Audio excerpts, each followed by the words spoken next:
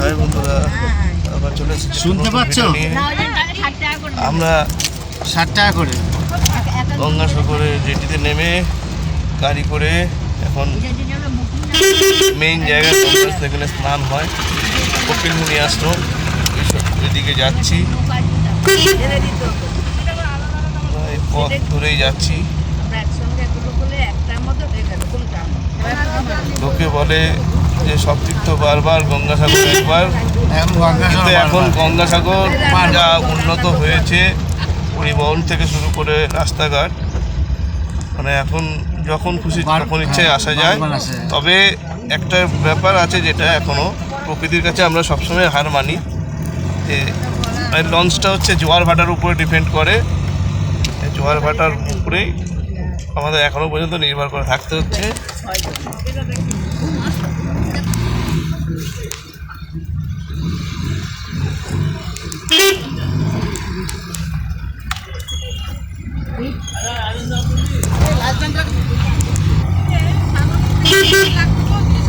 হ্যাঁ, ব্রিজটা কিসের ব্রিজ? এটা বঙ্কিনগর, ওই সামনে একটা মার্কেট আছে। আচ্ছা আচ্ছা না, এটা নদী। ওই যেই খালে যে এলে না তোমার, হ্যাঁ হ্যাঁ হ্যাঁ, এইটা একদম লম্বা এই নদী আছে।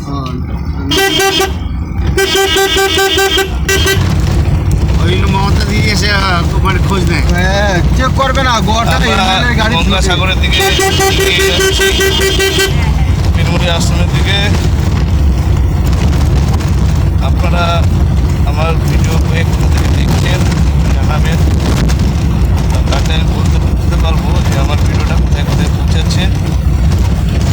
যদি আমার ভিডিও ভালো লেগে থাকে লাইক করবেন, সাবস্ক্রাইব করবেন এবং যদি সম্ভব হয় শেয়ার করে দেবেন।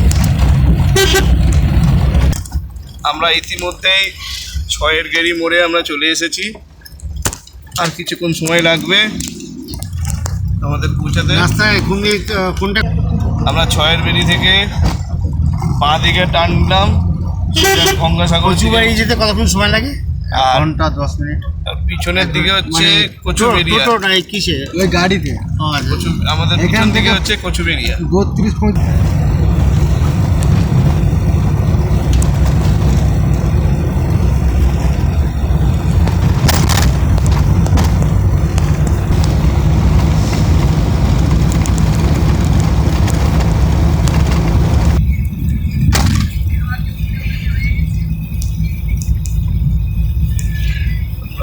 ধীরে ধীরে এগিয়ে চলেছি গঙ্গাসাগরের দিকে।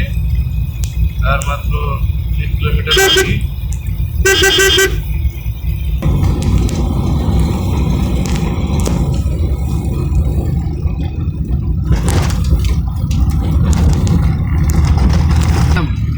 সেই হিসাবে কত উন্নতি হয়েছে। আমরা গঙ্গাসাগরের দিকে ধীরে ধীরে অগ্রসর হয়েছি। কিছুক্ষণের মধ্যেই পৌঁছে যাব।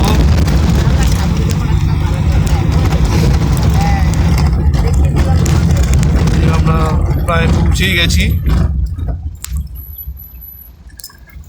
এই মন্দির, এই যে বাঁ দিকে আমাদের কপিলমুনি মন্দির। কি মুকুটমণি? কপিলমুনি।